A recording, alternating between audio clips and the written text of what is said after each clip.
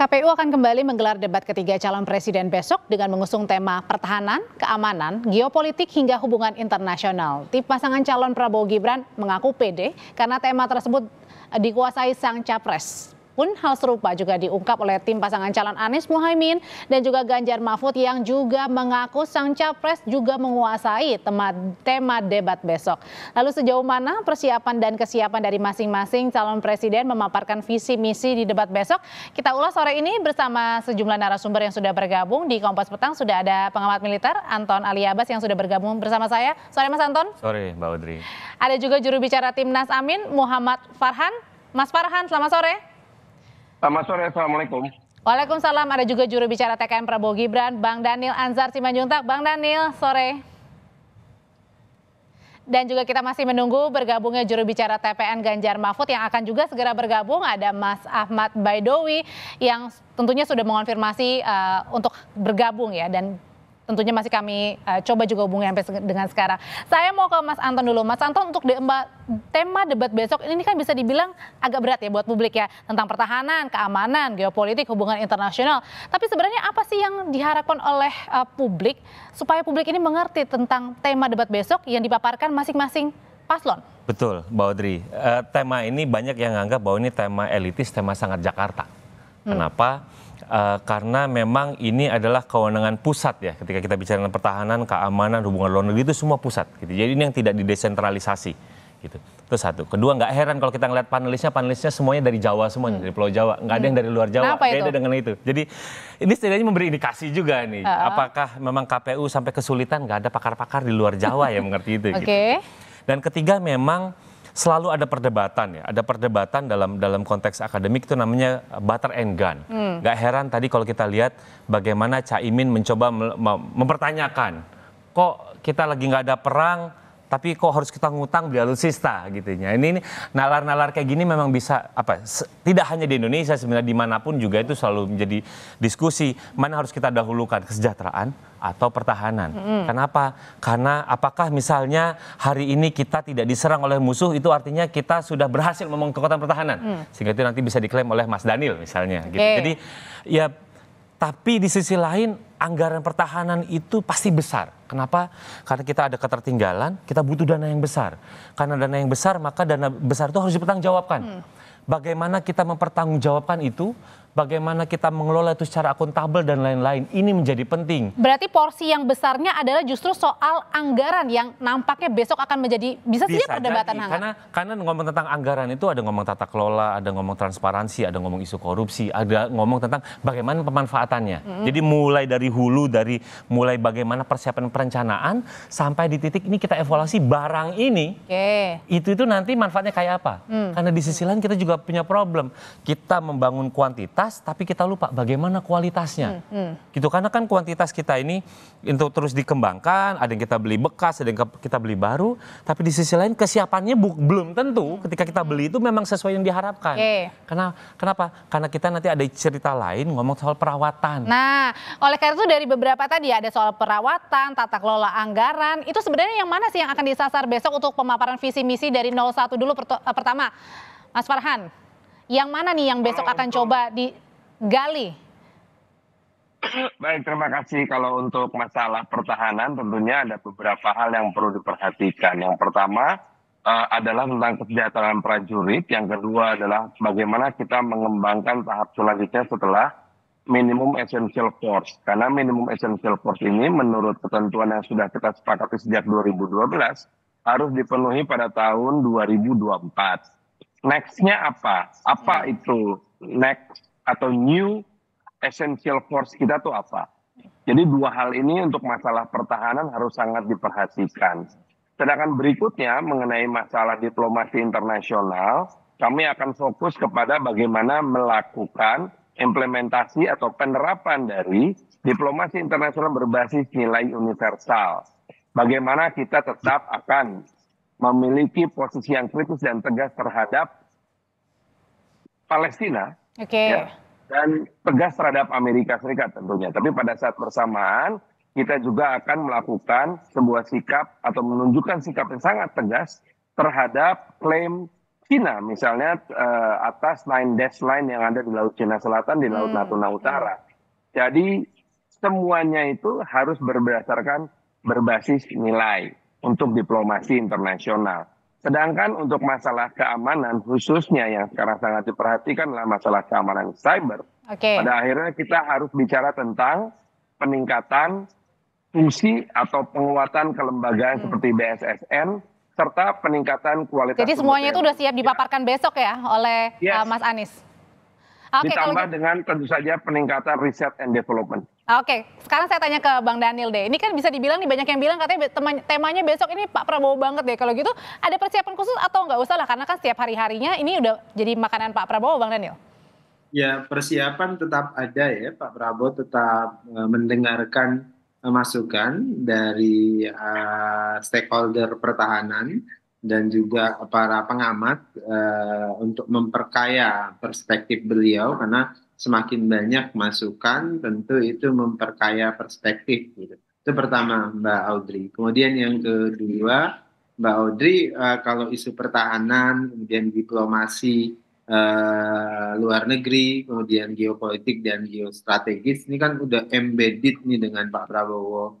Selain memang sepanjang karir beliau itu memang bekerja di dunia militer dan pertahanan, tentu apa yang akan disampaikan Pak Prabowo bukan hanya terkait dengan konsepsi, teori, tapi juga terkait dengan apa yang sudah dilakukan dan secara detail kemudian sudah dipahami dengan baik oleh Pak Prabowo. Jadi ini Pak Prabowo besok tentu akan berbagi gagasan, berbagi konsepsi, tapi juga berbagi pengalaman dan pengetahuan yang selama ini beliau peroleh dari pengalaman menjadi Menteri Pertahanan dan juga perwira tinggi militer.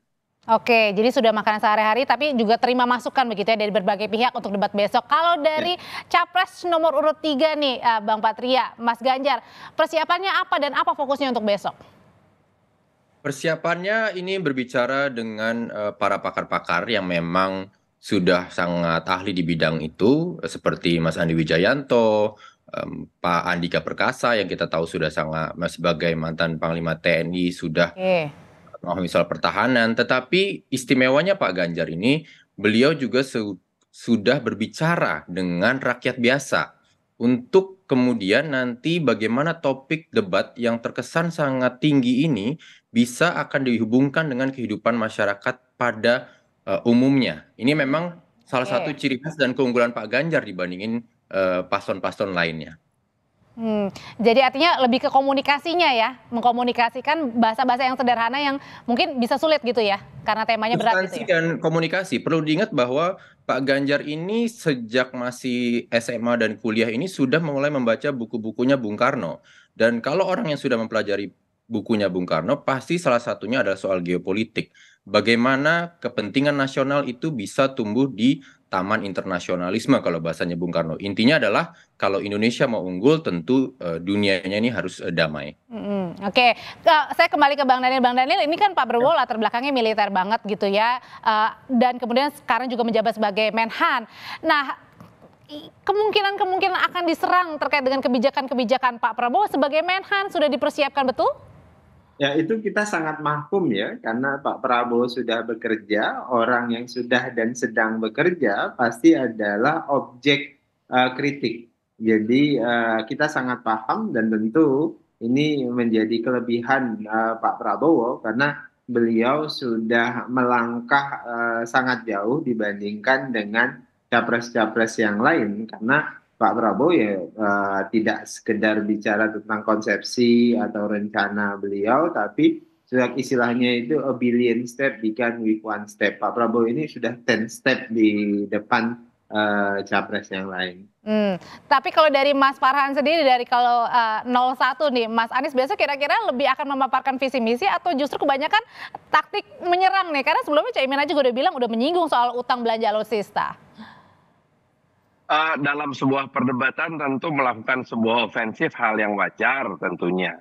Tetapi yang paling penting adalah sebetulnya bagaimana masyarakat itu bisa mengerti betul apa yang akan disampaikan oleh sang capres ini. Tentu saja kalau bicara soal pengalaman, Pak Prabowo kelihatannya unggul. Bicara soal identitas kerakyatan, tentu Pak Ganjar unggul karena berasal dari partai yang katanya partai wong cilik. Tetapi Anies Baswedan ini adalah seorang akademisi. Akademisi itu artinya nggak cuma seorang peneliti, tapi dia juga seorang politisi, seorang pemimpin, dan juga seorang dosen. Nah, jadi bisa Anda bayangkan nanti apa saja narasi-narasi yang akan diangkat oleh Pak Anies Baswedan. Dan perlu diingat, Pak Anies Baswedan ini satu-satunya calon presiden yang berani keliling Indonesia menerima tantangan pertanyaan dari para mahasiswa yang tajam-tajam. Jadi siap-siap aja kita adu tajam besok. Oke, siap-siap ofensif ya. Kalau dari 03 sendiri, Bang Patria sama juga akan menyerang. Ini taktiknya besok, salah satunya Mas Andi juga kemarin sempat soroti ya. Kalau Mas Ganjar ini akan nantinya akan memberikan alutsista ini, alutsista yang baru tanpa utang. Jadi gini, kalau sifatnya serang menyerang, agresif dan segala macam, terus kemudian kita mau bicara dunia yang damai itu jadi kontradiktif ya. Yang pasti kalau Pak Ganjar itu dan Pak Mahfud juga, kalau diperhatikan pada saat debat 1 dan debat 2, lebih fokus bicara ke rakyat yang mau mendengar apa gagasan dari calon presiden dan calon wakil presiden. Kami rasa itu yang paling utama ya, karena memang prinsipnya Pak Ganjar dan Pak Mahfud selalu mengingatkan kepada TPN Ganjar Mahfud, debat itu adalah untuk rakyat. Nah, tentang terkait pertahanan dan berbagai macam, mungkin nanti kalau ada yang menganggap Pak Ganjar nggak ngerti, mungkin saja akan terkejut pada akhirnya nanti. Karena semua persiapan sudah dilakukan dan ini adalah kerja tim. Bukan Superman tapi super tim. Ini yang kemudian kita akan tunjukkan semangat gotong royong dalam mengajikan konsep yang begitu tinggi bisa connect dengan rakyat. Oke, kalau menurut Mas Anton sendiri dari ketiga, tahan dulu ya Mas ya, pertanyaan selanjutnya adalah, ini udah meyakinkan belum nih dari masing-masing tim untuk pemaparan visi misi, dan apakah besok akan lebih banyak mana nih ofensifnya, menyerangnya, atau pemaparan visi misinya yang akan dilihat oleh masyarakat? Tetaplah bersama kami di Kompas Petang.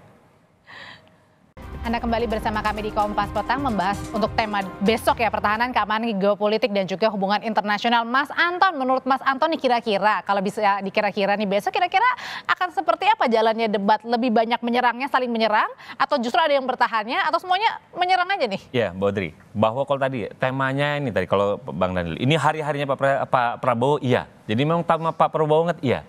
Jadi pastinya yang namanya strategi yang akan dilakukan oleh Pak Prabowo adalah bertahan.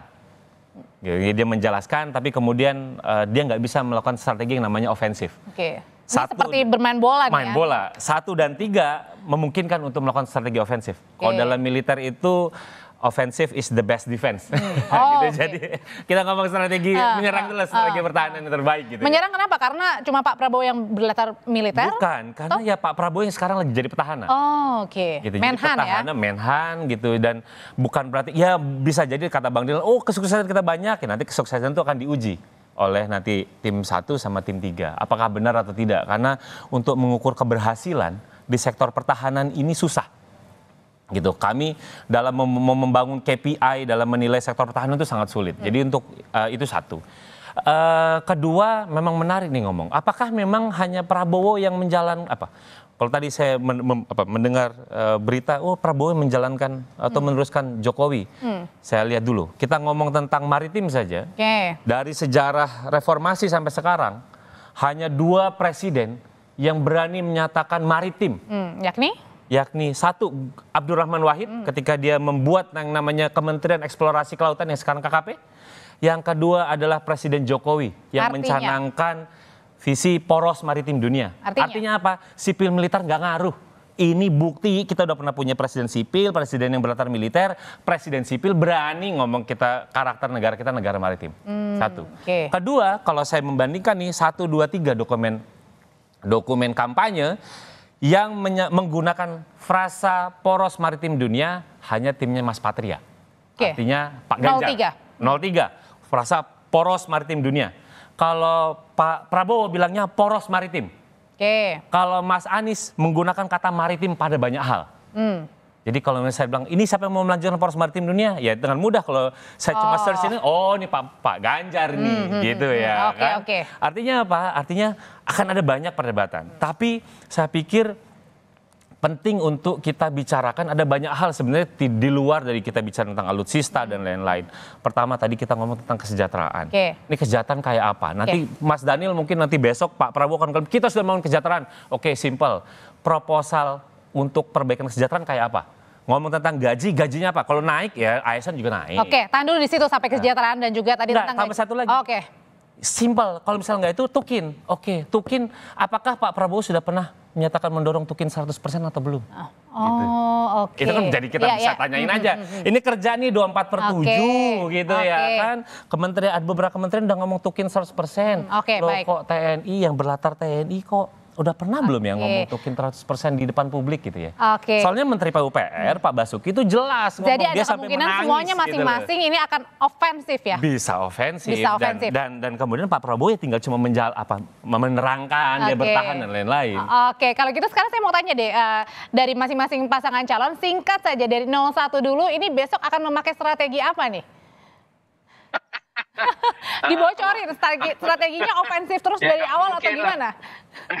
Nggak mungkin dibocorin, tapi yang paling pertama tentu kita akan menyampaikan visi tentang perubahan pendekatan kita untuk diplomasi internasional, termasuk diantaranya adalah masalah perlindungan warga negara Indonesia di luar negeri yang jumlahnya mencapai 2 juta WNI, yang rata-rata adalah pekerja migran Indonesia. Bagaimana kita bisa melakukan perlindungan? Itu harus ada perubahan paradigma diplomasi internasional, termasuk struktural di dalam Kementerian Luar Negeri sendiri, bukan tidak mungkin perlu diubah. Nah, itu dulu, itu visi. Setelah itu, visi yang berikutnya apa? Visi essential force. Kita bicara soal alutsista. Alutsista buat kapan? Karena kalau bicara MEF yang ditetapkan sejak 2012, 2024 itu harus sudah terpenuhi. Monggo silahkan nanti Mas Daniel sama Pak Prabowo harus menjelaskan. Sudah tercapai apa belum? Yang berikutnya, what's next? Yaitu New Essential Force, di mana di dalamnya nanti akan ada visi tentang pertahanan dan keamanan cyber. Itulah kira-kira mungkin sedikit bocoran sih. Oke, kalau dari 02, Bang Daniel, besok apakah juga mungkin salah satunya nanti Pak Prabowo juga akan bertanya gitu ya pada saat di debat pertanyaan begitu ya, akan menggunakan istilah-istilah yang militer banget begitu yang akan ditanyakan kedua paslon nih. Fokusnya apa juga, Bang? Pak Prabowo akan defense aktif, ya, defensif aktif gitu. Sesuai dengan visi pertahanan kita, defensif aktif. Jadi yang jelas itu yang akan dilakukan. Kemudian menyerang ya, tetap ya. Defensif aktif. Oke. Itu aktif berbeda. Jadi Mbak Audrey, yang jelas Pak Prabowo akan tadi seperti pertanyaan Mas Anton tadi, ya jelas Pak Prabowo sejak awal menyebutkan kita berkomitmen mendorong dan melahirkan kebijakan kesejahteraan terhadap prajurit. Jadi kenaikan gaji, Tukin itu sudah ada di visi misi dan program Pak Prabowo. Bukan hanya prajurit, itu juga kepolisian, hakim dan sebagainya. Itu menjadi perhatian Pak Prabowo. Kemudian kedua tentu terkait dengan SDM. Hari ini salah satu yang sangat masif di program Kementerian Pertahanan itu adalah meninggikan SDM prajurit dan perwira. Kita sekarang punya banyak perwira yang ditebar di banyak sekolah militer di dunia. Selain untuk meninggikan kualitas SDM perwira, tapi juga digunakan sebagai alat diplomasi pertahanan. Pun demikian dengan beberapa perwira dari beberapa negara yang ikut bersekolah di akademi militer kita di Indonesia. Kemudian yang ketiga juga yang menjadi tidak kalah penting yang harus saya mention hari ini itu adalah terkait dengan sikap terang kita mendukung Palestina. Jadi Pak Prabowo dan Mas Gibran akan pastikan mendirikan kedutaan besar Indonesia di Palestina. Ini sebagai upaya deklaratif bahwasannya kita ingin berdiri terang melawan penjajahan dan mendukung terus upaya diplomasi perdamaian. Kira-kira begitu Mbak. Kalau dari 03, Bang Patria, pakai yang mana? Tadi 02 bilangnya defense aktif ya? Kita ngomong 3 hal ya. Pertama, saya ingin sampaikan dulu soal kesejahteraan itu penting. Makanya Pak Ganjar dan Pak Mahfud sudah komit bahwa anak TNI dan anak polisi akan bisa bebas biaya untuk kuliah. Karena itu bagian dari kita membuat para tentara dan juga para polisi yang menjaga Indonesia ini bisa bekerja dengan tenang, tidak perlu khawatir kalau nanti anaknya biaya kuliahnya bagaimana. Itu pertama. Yang kedua, Pak Andika Perkasa selama membantu persiapannya Pak Ganjar, beliau sendiri sudah mengatakan bahwa auranya Pak Ganjar ini sebagai Panglima tertinggi Republik Indonesia mulai terlihat. Dan ini nanti kita harapkan akan terlihat pada saat debat besok.